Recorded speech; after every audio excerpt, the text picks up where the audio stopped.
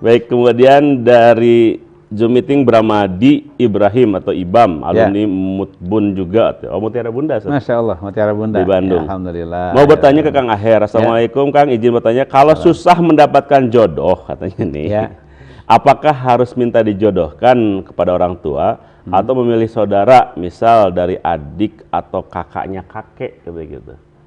Jadi kakek punya kakak, terus punya anak, terus oh ya. Kalau susah dapat jodoh. Ya, artinya kita kan jatuhnya sepupu kalau gitu kan. Iya, sepupu ya.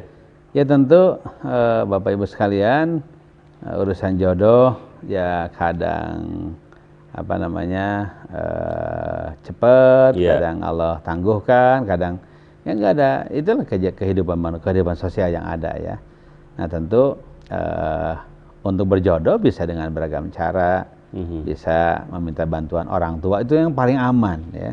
Paling aman minta paling orang aman tua, kepada orang tua.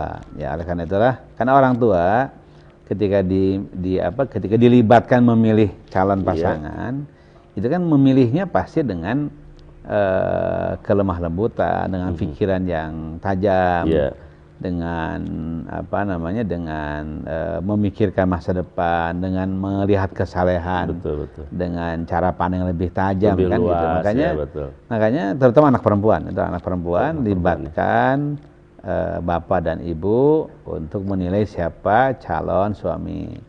Karena boleh jadi penilaian sang anak itu emosional, pakai perasaan. Penilaian sang ibu dan bapak itu lebih dewasa, ya. Lebih seperti itu hadirin sekalian, terutama untuk anak perempuan. Anak laki-laki tentu lebih bebas ya, lebih bebas memilih. Itu pun tentu harus wajib berkonsultasi dengan ibu dan bapaknya. Wajar juga kalau kemudian ibu dan bapaknya melihat ada dia punya anak perempuan, kemudian dia melihat ada orang soleh, orang baik-baik. Ketika ditanya, baik nanya langsung maupun lewat orang lain, dia mau nikah, ditawari anak yang ternyata mau, gitu kan. Kemudian si ibunya menawarkan pada anak perempuannya, nah ada orang baik-baik yang ibu kenal dan lain sebagainya, diperkenalkan, gitu. Mau tidak, gitu ya. Ya hal seperti itu, ya. Boleh jadi pilihan-pilihan yang tidak menggunakan pilihan sendiri, itu justru lebih tepat. Karena menggunakan teropongan dan penelaahan pihak lain yang lebih rasional untuk kebaikan ke depan. Karena ternyata pilihan mencari pasangan lewat pacaran selama ini terjadi, itu gagalnya juga banyak. Ya, banyak ya. Ya bukan berarti bahwa pilihan ibu bapak dijamin, bukan. Tapi mungkin lebih terjamin kalau menurut saya, lebih terjamin ya. Karena tidak dengan emosi semata ya. Nggak ada emosi semata. Ya. Kan banyak sekarang contoh. Tidak kurang cantik, tidak kurang ganteng, pacaran bisa 4 tahun, 5 tahun, menikah 4 bulan, bubar, banyak kan gitu. Karena ketika pacaran yang baik-baiknya saja yang diperlihatkan. Ya, ketika pacaran yang baik-baik yang kelihatan gitu. Oleh karena itulah untuk melihat calon pasangan hidup kita kan boleh jadi mencari informasi kemana-mana gitu. Tidak hanya informasi yang didapatkan saat bertemu antara calon pengantin ya, antara calon suami, calon istri dalam konteks pacaran mungkin pada saat hari ini, yang seringkali menutup masa lalunya, menutup kebiasaan buruk, yang menutup hal-hal yang buruk, yang tampil yang baik-baik saja, yang seringkali tampil sesungguhnya ketika nikah terjadi gitu. Kan seringkali begitu kan? Betul. Ya Allah, dulu dalam pacaran lemah lembutnya orang. Ya Allah, saat pacaran dulu luar biasa respeknya, ya sekarang kok lain ketahuan aslinya. Kan banyak banget kalimat begitu, banyak banget gitu. Bahwa kemudian ada kekurangan kelebihan dari pasangan pasti ya. Laki-laki asing dari jauh, perempuan asing dari jauh, bukan ada nasab jauh, kemudian menyatu.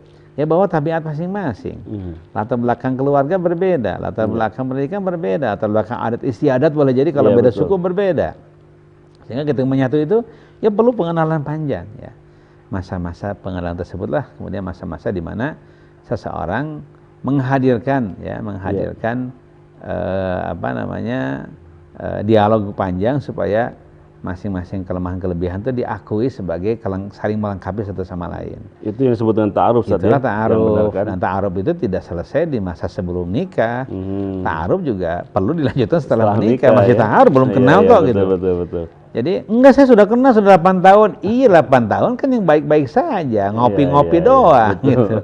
Jalan-jalan dan ngopi-ngopi doang.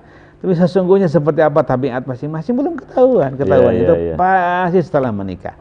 Maka terimalah kekurangan kelebihannya, kelebihannya pelihara gabung dengan kelebihan, ada kelebihan di istri, kelebihan di suami gabung gitu. Ada kekurangan di istri, mudah-mudahan tertambah oleh kelebihan di suami. Ada kekurangan di suami, mudah-mudahan tertambah oleh kelebihan di istri. Terbuka, yang kelebihan-kelebihan dipelihara terus, yang kekurangannya dikurangi, dimaklumi, diperbaiki sampai kekurangan jadi kelebihan, sampai jadi positif. Itulah sakinah mawaddah warahmah ke depan. Begitu pernikahan itu tidak sederhana, tidak sederhana.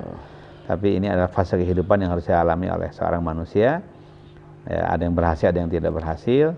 Yang berhasil tentu alhamdulillah, yang tidak berhasil bukan berarti gagal, tapi tentu masih ada kesempatan untuk berhasil berikutnya dengan pengalaman-pengalaman sebelumnya. Enggak ada persoalan, insya Allah.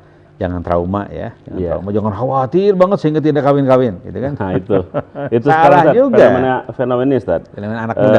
Anak muda sekarang itu yang perempuan siap menikah, yang laki-laki belum siap menikah, sehingga ketika kalau misalnya ada yang bertanya-tanya gitu, misalnya ada ini enggak, misalnya ada kenalan, ada binaan atau apa yang siap menikah, laki-laki itu susah, Ustaz. Tapi kalau perempuan banyak masalahnya, Ustaz. Ya makanya ini kan terkait dengan tema sosial kita ya, tema pengasuhan ya. Tema pengasuhan, tema sosial kita. Jadi laki-laki itu memang ya penanggung jawab keluarga, mesti didorong untuk menjadi yang terdepan, didorong untuk segera memiliki kemampuan mencari nafkah. Makanya kalau kita mencontoh pada Rasulullah itu kan salah satu kehebatannya dia sudah mandiri secara ekonomi semenjak kecil. Semenjak kecil, betul. Rasul sudah jadi pengembala kambing secara profesional ketika berumur 8 tahun. Masya Allah.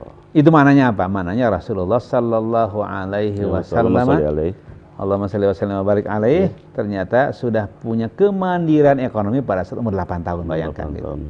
Makanya tema bisnis, tema mencari nafkah bagi anak laki-laki itu dibuka sejak awal, sejak kecil. Ya, ketika SD sudah jualan, sudah segala macam supaya terbuka seperti itu. Sehingga tapi bukan juga bahwa harus tentang hubud dunia yang dipertahankan, bukan. Tapi lebih pada kemandirian. Dan kemandirian. Ya, jadi seringkali ada orang jangan kecil-kecil begini belum waktunya untuk usaha. Tentu usaha dalam arti dia mandiri sambil dia meninggalkan sekolah, jangan. Bukan, ya. Tapi kemudian dia sambil sekolah kemudian dilatih sehingga sudah ta'aruf dengan bisnis, ta'aruf dengan pencarian nafkah, itu adalah sebuah kebaikan yang diperkenakan semenjak awal. Betul. Sehingga ketika pas waktunya dia harus bertanggung jawab secara ekonomi, harus mandiri, itu sudah bisa kan ada pengalamannya. Ini itulah obrolan kita para bapak nih ya. Iya betul. Kadang anak remaja apalagi sekarang ini agak khawatir juga. Alhamdulillah. Baik Ustaz,